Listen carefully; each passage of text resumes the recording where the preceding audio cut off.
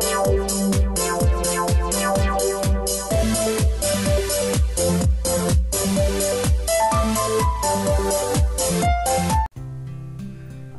Friends, সবাই কেমন আছেন? আশা করছি ভালো আছেন। আজকে যে বিষয়টি নিয়ে আমি আলোচনা করব সেই বিষয়টি হচ্ছে কিভাবে আমরা বিজয় বায়ান্ন আমাদের পিসিতে ব্যবহার করব। তো যাই হোক, যাদের অনেকেরই সমস্যা আছে, যেমন বিজয় বায়ান্ন সফটওয়্যারটি ইনস্টল হচ্ছে না, তো কী কারণে হচ্ছে না আপনাদের আমি কনফিউশনটা অর্থাৎ বিষয়টা আপনাদের আমি বুঝিয়ে দিই। এই যে দেখছেন এখানে বিজয় বায়ান্ন 2011 সফটওয়্যার।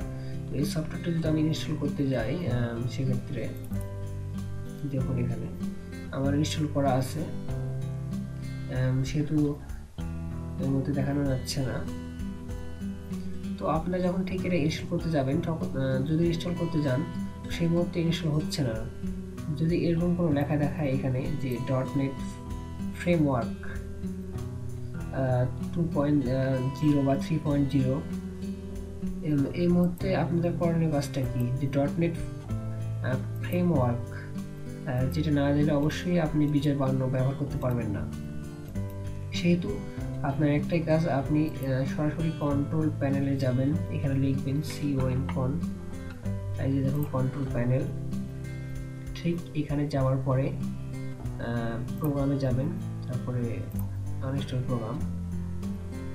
এইখানে ঠিক আসার পরে একটা জিনিস লক্ষ্য করবেন, এই যে টু টার্ন উইন্ডোজ ফিউচার, এখানে ক্লিক করবেন। এখানে ক্লিক করার পরে দেখবেন যদি এই যে ফার্স্ট টাইমে আপনাদের যদি এরকম একটা সাদা এখানে যদি থাকে ডট, যেমন আমার এটা ইনস্টল করা আছে, সেহেতু আমার .NET ফ্রেমওয়ার্ক 3.5 এবং 2.0 এবং 3.0 ইনস্টল করা আছে, সেহেতু এই চিহ্নটা অবস্থান করছে। যদি এরকম কোনো চিহ্ন আপনাদের দেখায় যে এই অবস্থানটা আপনাদের ফাঁকা দেখাচ্ছে, তখন আপনারা ঠিক এই জায়গাতে এসে এভাবে ক্লিক করবেন, তারপরে ওকে করবেন।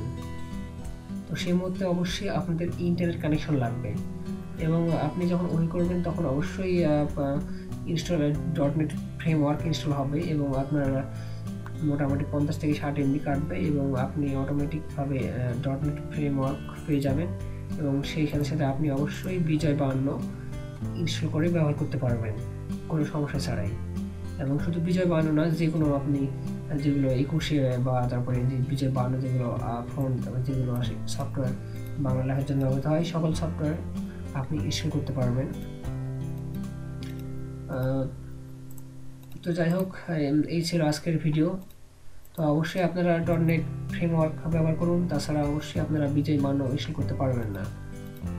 তো যাই হোক বন্ধুরা, আজকে পর্যন্ত। যদি আমার ভিডিওটাকে আপনাদের ভালো লেগে থাকে তাহলে অবশ্যই আমাদের চ্যানেলকে সাবস্ক্রাইব করুন, যাতে করে আপনাদের নতুন ভিডিও আপনাদের কাছে পৌঁছে যায়। ধন্যবাদ।